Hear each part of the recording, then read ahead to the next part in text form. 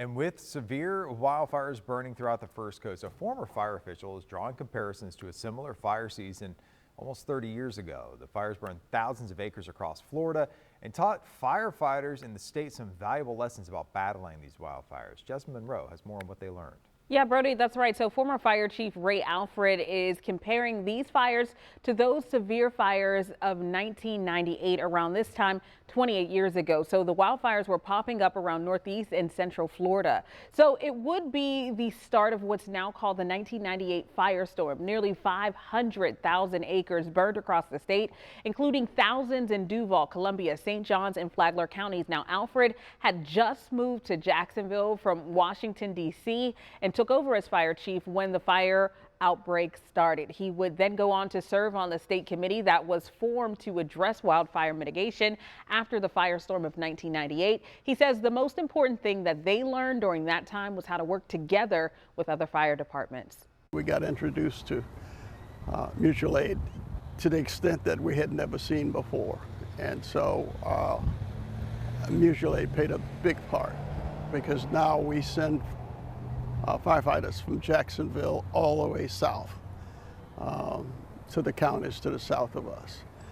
And so we had to get used to that. We're also told that the outbreak also pushed fire departments, including Jacksonville, to train other firefighters to be EMTs to help with those medical calls because there were so many during that time. But just taking a look at the video to see the equipment that they were working with during that time, too, was scary. Not just the equipment. It was interesting to hear that that's when they learned to give mutual aid from department to department. When you think about it, you had these massive wildfires, but they were on their own essentially until they decided to travel across the state. You'll see now at wildfires, you'll see fire trucks coming through, and you can see it's coming from different counties all over the state. Yeah. You covered a lot of this and seen a lot of this personally yourself too. Yeah, so when I was in Central California before this, massive wildfires in that area, and there's a lot of mutual aid you would see from other states. So it'd be interesting to see if maybe some Florida crews are going up to Southeast Georgia and vice versa to help out. It's interesting also with 1998. I was just thinking this morning about wildfires in the state of Florida when I grew up, and I remember wildfires in Port St. Lucie and Fort Pierce and St. Lucie County where I grew up. I was like, when was that? It had to be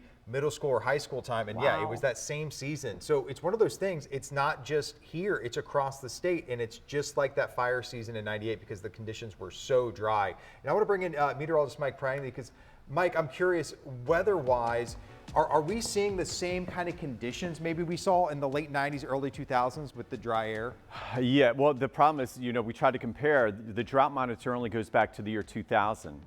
But if you look at the weather pattern, certainly this would rival the worst we've seen. In fact, the stat we had this morning, of course, was really we're in the driest time period over the last few months since 1872. So yeah, we are in about the same position, unfortunately, that we were back in that awful fire season of 1998. In fact, I've been making a lot of these maps, unfortunately, here this morning to try to keep everybody safe, right, where the fire and the smoke is. In fact, updating the Clay and Putnam County Railroad Cruise fire, still only 50% contained here. Also watching areas of Putnam County along State Road 20. Crystal Moyer's been helping us out with here with the visibility all morning on those roads.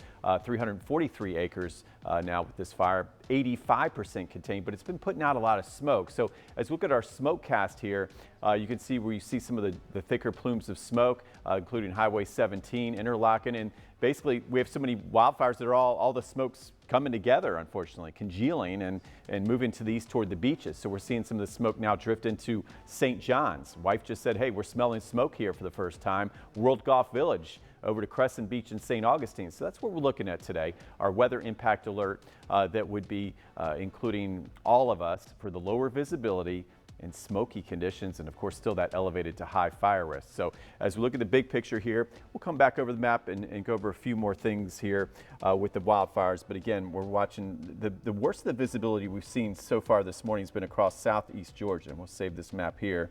And here's what I'm talking about. Coming back up into southeast Georgia, we'll go up toward Brantley and Clinch County. So we'll take a closer look at that coming right up. I'll have much more after this.